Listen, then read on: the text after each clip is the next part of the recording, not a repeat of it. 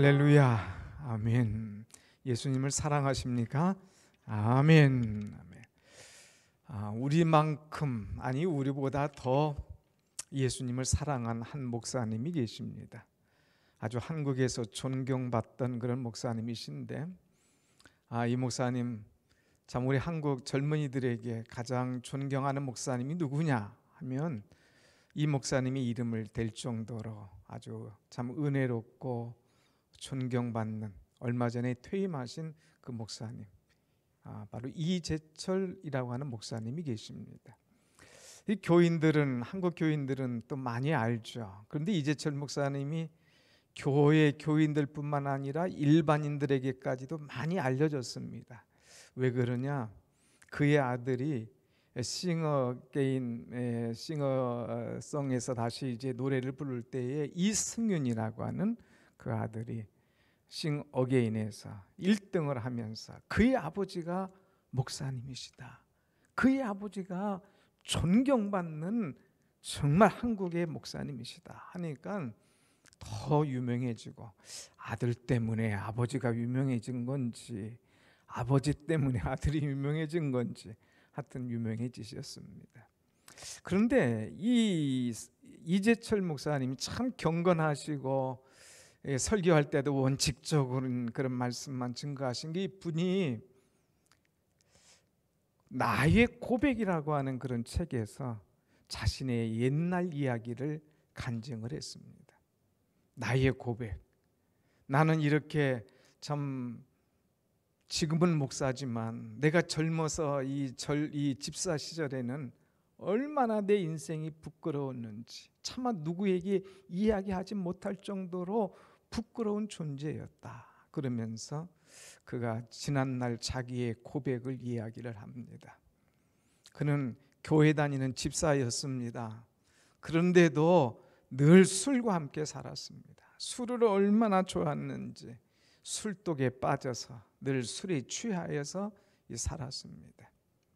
그래서 한 번은 이제 술을 좀 빨리 먹고 끝났다 싶으면은 그냥 두는 것이 아니라 또 친구들 데려와서, 야, 2차, 3차는 우리 집에 가서 하자.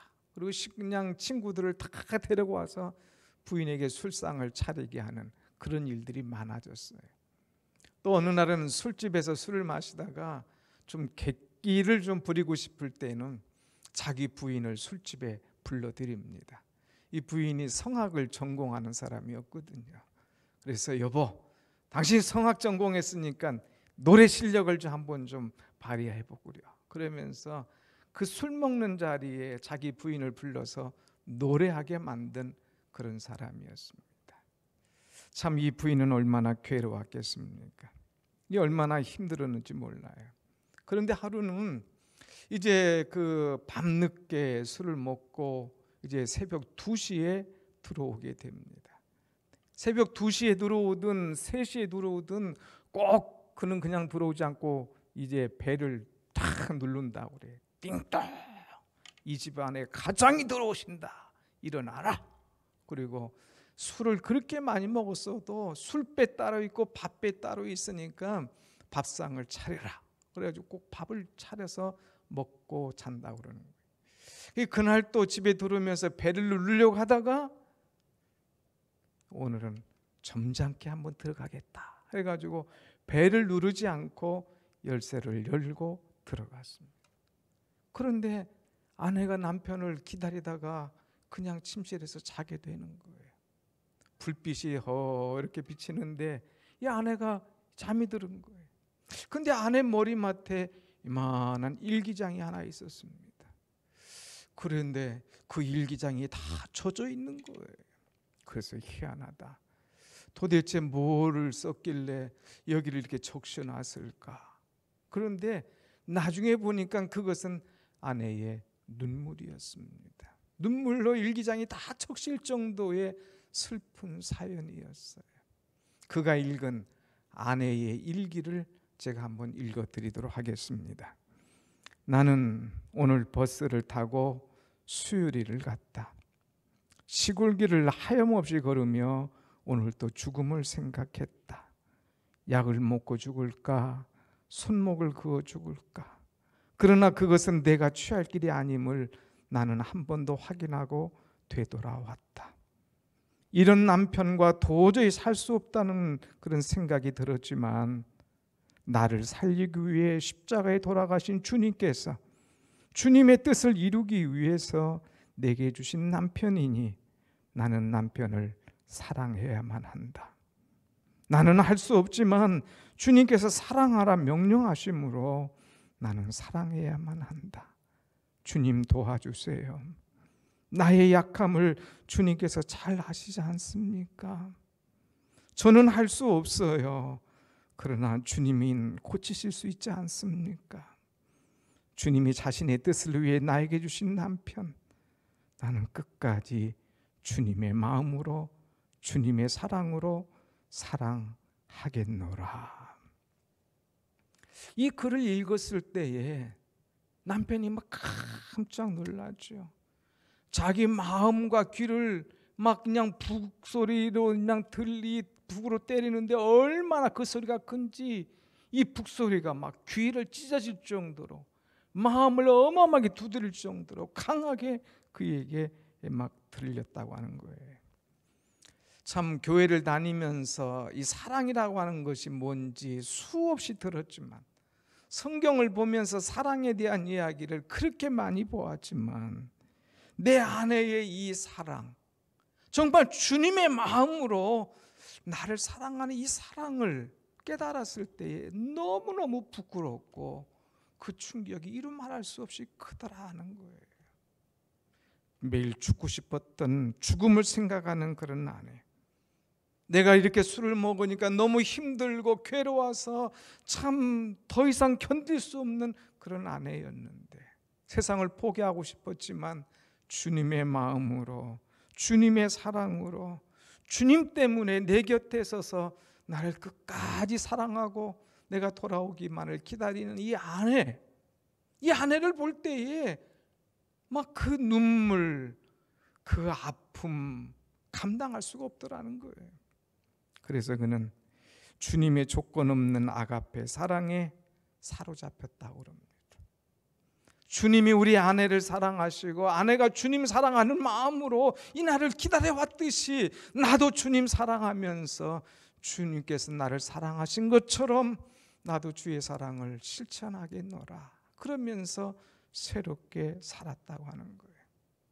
그래서 그는 눈물의 고백, 이 간증을 통하여서 내가 어떻게 사로잡혔는지, 내가 무엇 때문에 사로잡혔는지, 내 남은 인생을 어떻게 살아야 하겠는지를 결심하는 그런 나의 고백이라고 하는 책을 썼다고 합니다. 오늘 사랑하는 여러분, 이 나의 고백에서 이재철 목사님은 간증하죠. 간증. 오늘 여러분, 우리가 신앙생활하다 보면 간증할 일이 많이 있어요.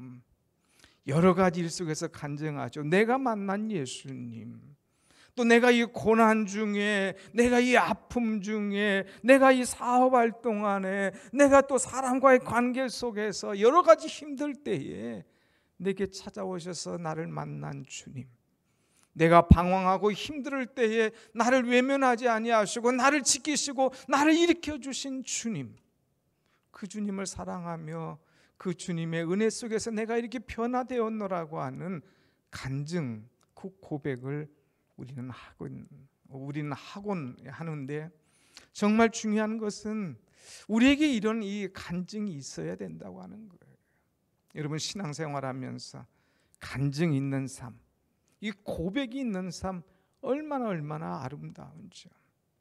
우린 지난주에 느헤미야 8장을 통해서 영성 이렇게 회복하라 하는 말씀을 들었습니다. 이 백성들이 참으로 이제 성벽 건설은 다 마쳤지만 그들은 목마름이 있었어요. 그 목마름이 뭐냐? 하나님 말씀에 대한 목마름인 거예요. 자신의 변화에 대한 목마름인 겁니다. 그래서 에스라를 초청해서 집회를 엽니다. 수문 앞 광장에 모여서 이들이 6시간 동안 말씀을 들을 때에 손을 들고 아멘 아멘 하면서 말씀을 들었어요.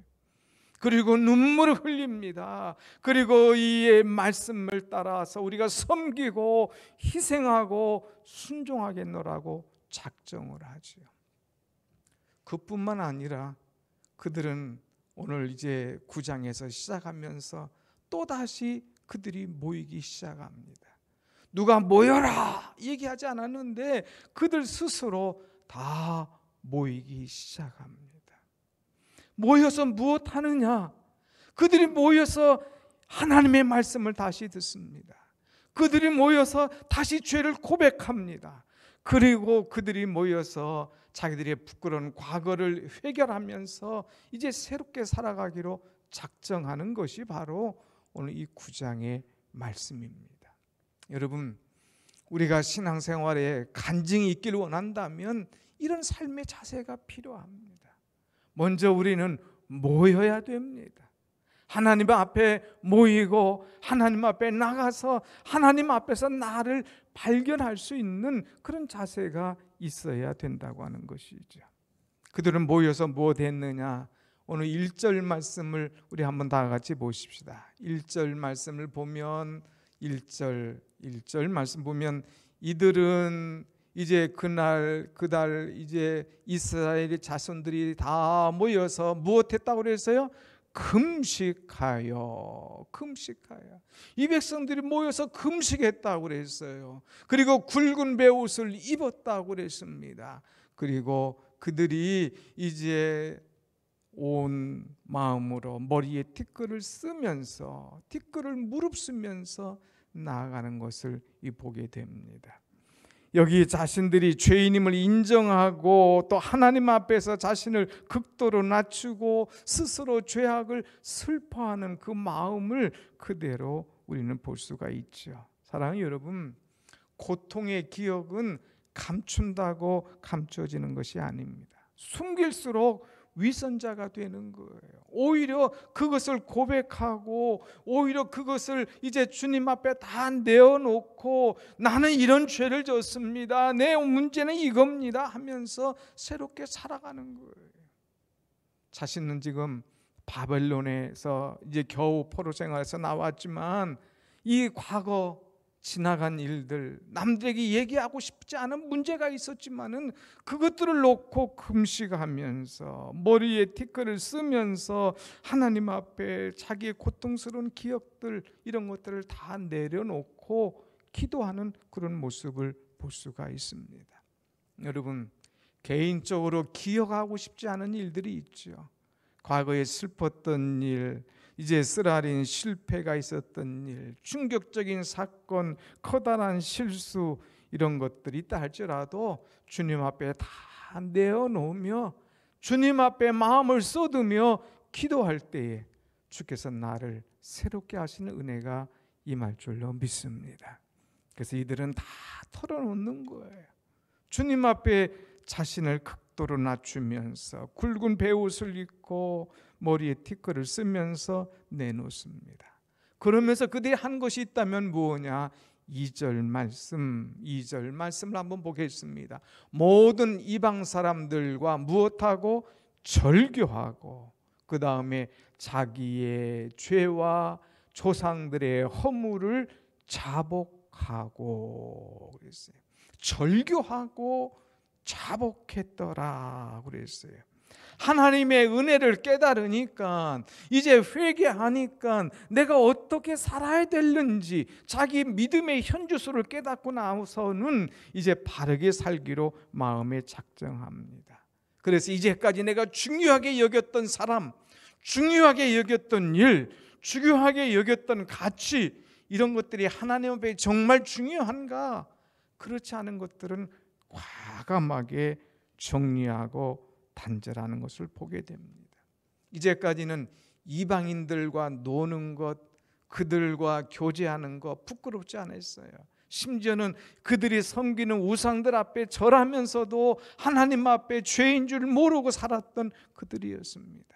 그런데 이제는 말씀을 듣고 보니까 기도하면서 하나님께서 깨우침을 주시고 보니까 이런 모든 것들이 다 죄인 거예요. 이런 것들이 하나님 기뻐하시지 않는 거예요. 그래서 이것들을 끊어보기로 작정하고 절교하는 그런 모습을 볼 수가 있습니다. 사랑하는 여러분, 우리 신앙인들은 외롭게 살아갈 수밖에 없어요.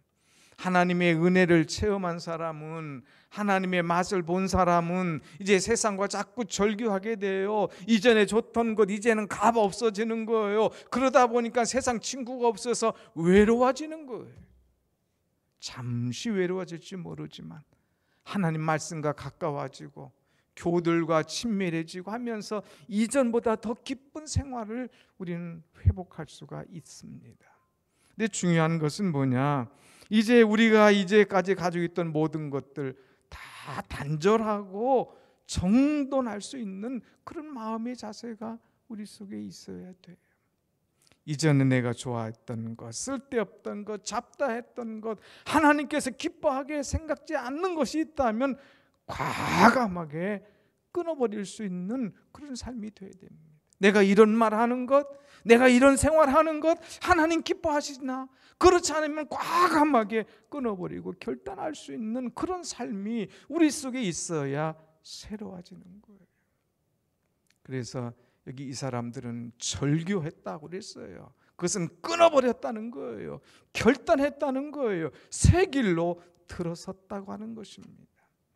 여러분이 잘 아는 탕자의 비유 잘 알잖아요. 탕자의 비유.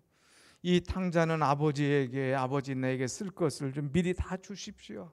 그래서 아버지 유산을 받아갑니다. 나가서 마음껏 사용합니다. 돈 있을 때, 능력 있을 땐 사람들 따라오지요. 그런데 없으니까 나 더 이상 쳐다보지 않습니다. 먹을 것이 없습니다. 나눌 친구가 없습니다. 그래서 돼지 쥐염 열매를 먹으면서 괴로워합니다. 그러나 그런 생활로 괴로워하는 것으로 끝나는 것이 아니라 그는 아버지의 집을 생각하게 됩니다. 아버지 집에는 먹을 것이 많다. 아버지는 나를 기다리고 계신다. 아버지의 품에 가면 나는 모든 것이 회복될 수 있다. 그래서 이 친구들 다 정리하고 그 생활들 다 깨끗하게 청산하고 아버지께로 돌아갑니다. 아버지께서 그를 어떻게 맞이합니까? 기쁨으로 맞이하죠. 목욕을 시키죠. 가락지를 끼워주죠. 잔치를 하죠. 내 작은 아들이 살아서 돌아왔노라. 기뻐하면서 즐거워하죠. 그가 아버지와 기쁨과 은혜의 생활을 할 수 있었던 이유는 뭐냐? 자기 생활을 다 청산할 수 있었기 때문에. 오늘 여러분, 우린 청산할 줄 알아야 됩니다. 내 친구, 내 가정, 내 관계 이런 거 잘못되어 있는 거 있으면 철저하게 청산하고 하나님 앞에 나올 때에 하나님께서 그 사람을, 그 가정을 기쁘게 쓰실 줄로 믿습니다. 아멘.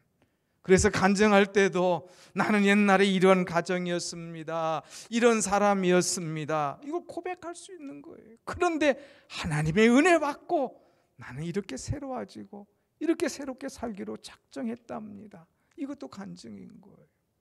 그 다음에 그는 결별할 뿐만 아니라 자기의 죄와 자기 조상들의 죄악을 이제 철저하게 자복했다고 하는 것입니다.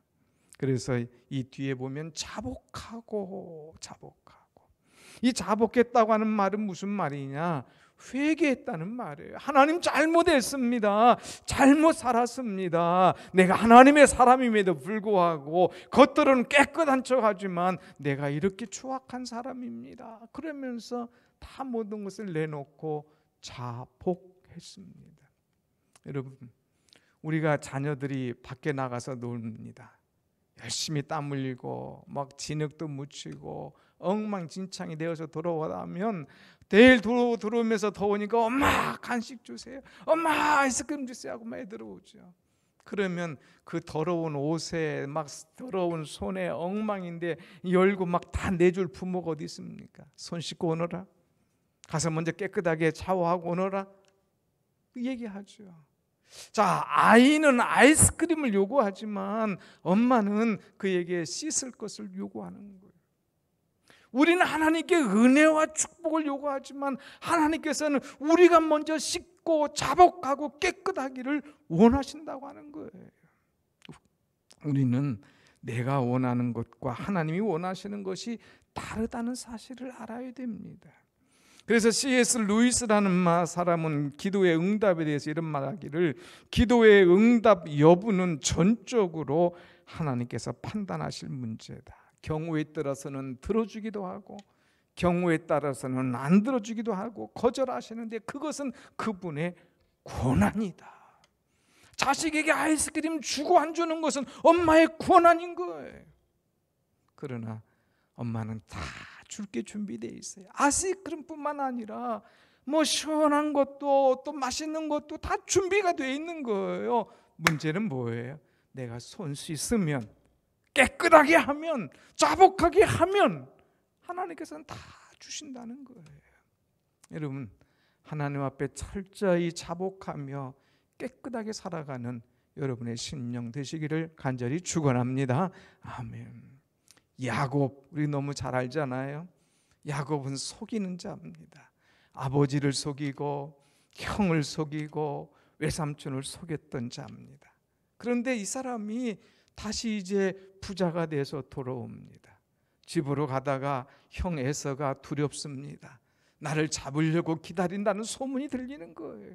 그러니까 야복강 나루터를 건너기 전에 그가 거기서 기도하기 시작합니다. 하나님, 우리 형 에서의 마음을 녹여주옵소서. 하나님, 내가 안전하게 집에 돌아가게 하여 주옵소서. 그때 하나님께서 말씀하시는 건 뭡니까? 사랑하는 아들아, 형 에서의 마음을 녹이는 것이 문제가 아니야. 너의 마음을 먼저 녹여라. 너의 마음이 먼저 변화되어라. 내 마음부터 녹아지고 깨끗해져라. 하나님은 그가 녹아지기를 원하셨습니다. 그래서 이제 하나님께서 야곱과 그냥 저녁에 씨름할 때 환도뼈를 치십니다. 환도뼈를 꺾어버리십니다. 이 환도뼈가 부러졌다고 하는 것은 야곱의 자존심과 야곱의 과거와 야곱의 욕심과 모든 죄악을 하나님께서 부숴버렸다는 거예요. 내가 부서지기 전에는, 내가 깨트려지기 전에는 형이 아니야. 내가 먼저 부서져야 돼. 내가 먼저 깨끗해져야 돼. 내가 먼저 자복해야 돼 하는 것을 가르쳐 주는 거예요. 그래서 야곱이 그것을 깨닫고 절뚝거립니다. 다리는 절뚝거리지만 분이엘의 아침 그 떠오르는 빛을 보면서 그렇군요. 하나님께서 하셨군요. 하나님 나를 고쳐주셨으니 내 이름을 새롭게 하셨사오니 내가 정말 하나님 앞에 자복하며 깨끗하게 살겠습니다. 마음에 작정할 때에 형의 마음은 먼저 녹아져 있는 거예요. 아이고 내 동생 야곱아 하면서 먼저 에서가 와서 야곱을 끌어안는 그 모습을 보지요. 여러분, 다른 사람이 변화되길 기다리지 말고 내가 먼저 자복하고 내가 먼저 변화되어야 됩니다. 그러면 새로워질 수밖에 없는 거예요. 그래서 오늘 하나님께서 이제 야곱에게 자복을 말씀하신 것처럼 이 느헤미야, 이 시대 사람들이 철저하게 자복하는 모습을 보게 됩니다. 자복할 뿐만 아니라 그의 변화는 어떤 속에서 일어나느냐. 3절의 말씀 보면 낮 4분의 1은 그들이 그 제자리에 서서 그들의 하나님 여호와의 율법책을 낭독하고, 잠자는 시간 빼고 낮에 4분의 1, 그러니까 3시간은 이제 말씀을 보는 거예요.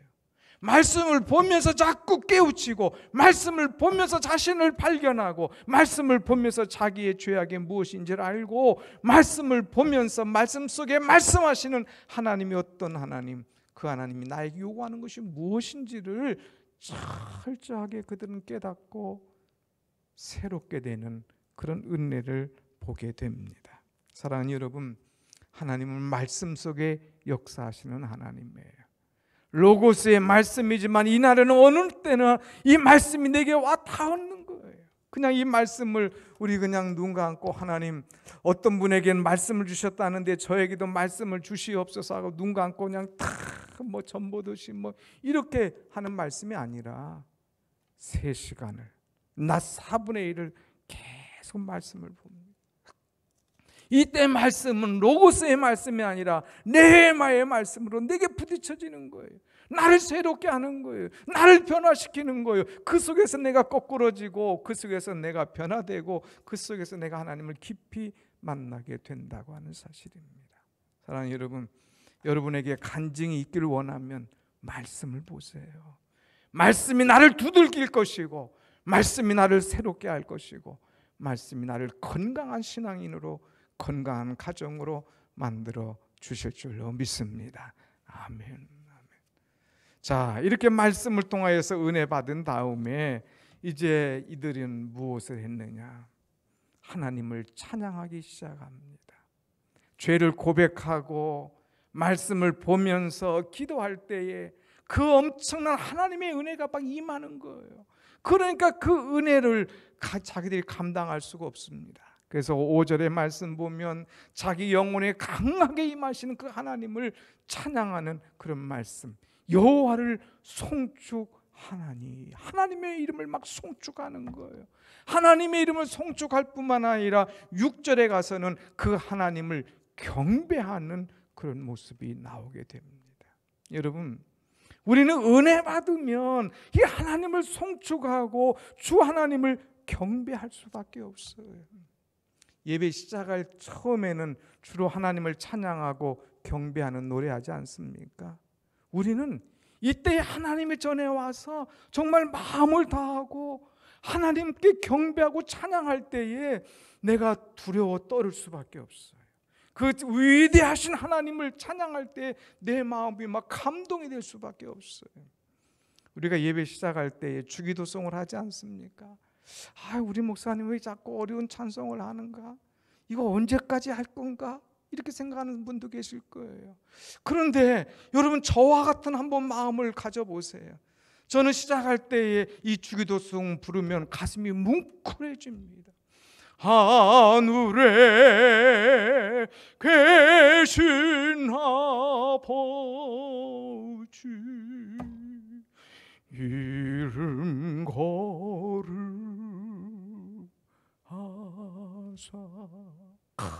하늘에 계신 그 아버지, 그 하나님 앞에 내가 예배드리러 왔다 이거, 그 거룩하신 하나님을 뵈러 왔다 이거예요. 그때 그 위대하시고 장엄하신 하나님을 느끼면서 내가 하나님의 그 은혜 속에 팍 젖어 들어가는 그 시작의 문을 여는 것입니다. 여러분, 다음 줄부터는 그냥 하늘에 계신, 또 아니면 이렇게 하지 말고 마치 성악가가 서듯이, 아니면 손을 펴서 하늘에 계신 아버지 한번 막 불러보세요. 다를 거예요. 이들은 말씀을 통해서 하나님을 아니까, 기도를 통해서 하나님을 만났으니까, 회개를 통하여서 주님을 체험하니까 주 하나님을 부르는 이름이 달랐어요. 고백이 달랐어요. 그래서 주님을 송축하고 경배했다, 그렇게 기록을 한 것을 봅니다. 그러면서 우리가 오늘 읽지는 않았지만 7절 이후부터는 자기들이 만난 하나님, 이 민족을 이날까지 인도하신 하나님에 대해서 쭉 서는 거예요. 과거에는 투정만 부렸어. 왜 하나님은 우리 백성을 바벨론 포로 생활하게 했나? 왜 우리가 거기 가서 이세로서 이 고통받게 했는가? 불평과 원망이 있었지만 하나님을 만나고 보니까, 체험하고 보니까, 은혜를 받고 보니까 그것이 아니야. 모든 것이 하나님의 계획 속에, 은혜 속에 이루어지는 거야. 7절에 보면 아브라함을 부르신 하나님, 그래서 민족을 세워가시는 하나님, 그리고 9절 이하에 보면은 그들을 이제 애굽에서 꺼내서 홍해를 건너게 하시고 그들의 길을 인도하시는 하나님, 또 11절 이하에 보면은 그들에게 필요할 때마다, 부르짖을 때마다 먹을 것을 주시고 또 생수를 허락하시는 하나님, 싸움과 전쟁에서 이기게 하신 하나님, 또 영육간에 필요한 것들을 채워주시는 하나님, 그 하나님을 쭉 볼 때에 은혜가 되는 거예요. 그래서 7절 이하에는 우리 민족에게 함께 하신 하나님, 오늘 나와 함께 하신 하나님, 앞으로도 우리를 인도하시고 축복하실 그 하나님, 그 하나님에 대해서 쭉 기록하고 있는 것을 보게 됩니다. 오늘 예배 끝나면 7절부터 한번 다시 보세요. 다시 기회를 주시는 하나님, 그 하나님의 은혜가 얼마나 큰가. 나에게 다시 기회를 주신 하나님, 내 개인에게, 우리 자손에게, 우리 가정에게, 내 사명에, 내 모든 계획 속에 다시 기회를 주시는 하나님이 바로 나의 하나님이시다. 이것을 알면 그 하나님 붙잡을 수밖에 없는 거예요. 오늘 사랑하는 여러분, 이 말씀 붙잡고 하나님을 다시금 붙잡는 여러분이 되시길 바랍니다. 아멘. 그래서 누구에게 나가서 간증할 때에 우리는 내가 만난 하나님을 자랑하는 거예요. 간증이 잘못하면 스포트라이트를 내게 비칠 수가 있어요. 내가 이런 사람이다, 이런 은혜를 받았다, 이런 축복을 받았다, 그러면서 내 자랑하기가 쉬워요. 그러나 진정한 간증은 내가 만난 하나님을 자랑하고 고백하면서 모든 영광 하나님께 돌리는 거예요. 그래서 스포트라이트를 하나님께 다 비추는 거예요. 그래서 느헤미야는 7절부터 내 알을 이렇게 새롭게 불러주신 하나님, 우리의 삶을 인도하신 하나님, 영육간의 모든 것을 채워주신 하나님, 앞으로의 모든 것도 새로운 기회를 열어주실 하나님, 그 하나님을 찬송하고 높이는 그 은혜를 우리가 보게 됩니다. 사랑하는 여러분, 오늘 우리는 간증이 있는 삶이 되어야 돼요. 사람들에게 전도할 때에 물론 여러분이 받은 이 말씀과 은혜를 전할 수 있지만 간증이 있다면 그 사람은 더 쏙 빠질 수밖에 없어요. 내가 만난 하나님, 나를 만져주신 하나님, 나를 건져주신 하나님, 이 간증하면 그 사람이 녹아지는 거예요. 오늘 이재철 목사님과 같은 간증, 오늘 느헤미야와 같은 간증, 오늘 유다 백성 같은 간증이 여러분 속에 있어서 간증을 통하여 주님을 고백하고 주님을 찬송하는 그 은혜가 여러분 평생에 계속되기를 간절히 축원합니다. 아멘. 기도하겠습니다.